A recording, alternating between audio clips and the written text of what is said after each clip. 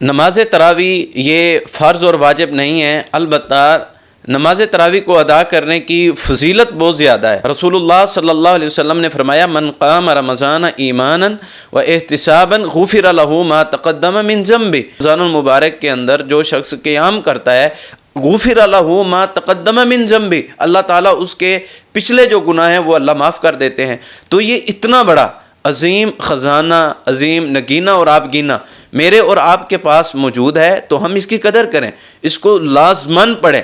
اور دوسری بات اس لحاظ سے یہ ہے کہ جو بندے سے روزے میں کسی قسم کی کوئی کمی رہ جاتی ہے تو یہ نماز پڑھنے کی وجہ سے اللہ اس کی اس کمی کو دور کر دیتے ہیں، تو یہ اپنے روزے کے اندر ہوئی کمیوں کو دور کرنے کا عظیم ذریعہ بھی موجود ہے۔ تو اس کو ترک نہیں کرنا چاہیے، تلف نہیں کرنا چاہیے، بلکہ اس کو پابندی کے ساتھ پڑھنا چاہیے۔ تو یہ مستحسن مستحب عمل ہے، اس کو لازماً کریں اور لازماً پڑھیں۔ ابن رجب رحمہ اللہ تعالی فرماتے ہیں کہ رمضان المبارک میں بندے کے دو جہاد ہوتے ہیں، ایک جہاد بندے کا دن کے وقت ہوتا ہے اور دوسرا جہاد بندے کا رات کے وقت ہوتا ہے۔ دن کے وقت جہاد کیا ہے کہ وہ روزہ رکھے، اور رات کا جہاد یہ ہے کہ وہ نماز تراویح کو ادا کرے۔ رمضان المبارک میں تراویح کا اہتمام ضرور کریں، کیونکہ یہ ہماری بخشش کا بہت بڑا ذریعہ ہے۔